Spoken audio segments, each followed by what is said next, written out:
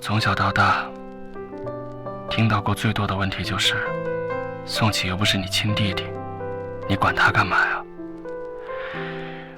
每次我都笑，不回答。后来听得多了，就说等管不下去的时候就不管了。他们根本就不明白宋启对我的意义。我那些年的生活，任谁看了都会说一句苦不堪言。我不说话，也不反抗，就闷着脑袋在这条路上走。是宋启，是宋启的出现，让我的生活多了一份颜色。他们让我不要养宋启，可是没了宋启，我怎么办呢？我不仅要养宋启，我还要把他养好，养得端正优秀，养得所有人都比不上，也好堵住那些一直想要让我摒弃他的嘴。我心里憋着一股劲儿，拼尽全力开始挣钱。有我在，宋启往后都不会再吃苦。我早早地尝过了这世界给我的苦，对于很多不公平事情也多了很多包容度。换到有尊严的人身上，我这叫市井气，没下限。但没关系，我有自己的事情要做。被人在背后指点，被人指着脑袋骂，去要账被打，这些都没关系。宋启那么聪明，一定会出头，会变成一个优秀又厉害的人。他会走出去，离开这里。可是我没有想到会有这么大的意外，而这个意外还是我。什么时候觉察出来异样的？我忘了，只觉得很早很早。发现这个异样的不是宋启，而是我。我很早就知道自己在依赖宋启，但是我没有往歪处想。那个时候脑子里没概念，因为偶然的触碰和亲密，就对自己养大的弟弟心跳加快，当然是不正常的。还好，我擅长自我洗脑。宋启渐渐长大，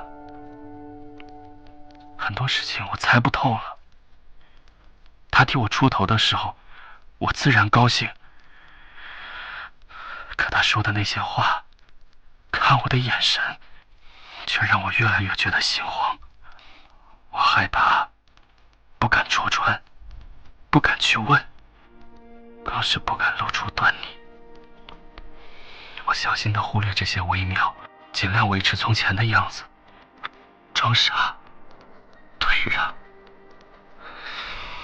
直到那天，我站在门后，听见了他和齐二狗说的那些话。就算不是亲的，也是兄弟。喜欢男人是不对的，喜欢上自己的哥哥更是不对。这话好像是当面抽了我2个巴掌。喜欢男人是不对的，喜欢上自己的弟弟更不对。宋丽啊宋丽，你怎么能这么脏？喜欢上的男人不说，你怎么能喜欢自己的弟弟？我努力回想是不是自己做了什么，说了什么，无意间引诱到了他。一想到自己有可能会害了宋启一辈子，我就觉得自己罪孽深重，罪无可恕。我费尽千辛万苦把他养这么大，怎么忍心把他毁掉？所以我想办法组建一个家庭。我以为只要我成了家，他渐渐的就会断掉这个念头，渐渐的走上正轨。只有这样，他才能变成从前那个优秀又乖巧的弟弟。哪怕他因为这个不在我身边了，我也心甘情愿。我想看他好，不想让他走歪路。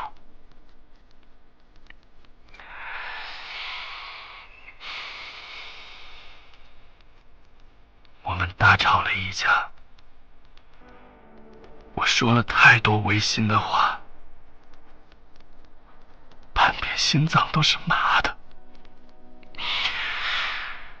面对他的质问，我泣不成声；面对他的谩骂，我也全部承受。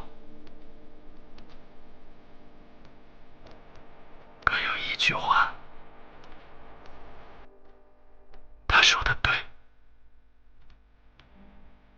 爱这种东西，不是一两句就能说得清的。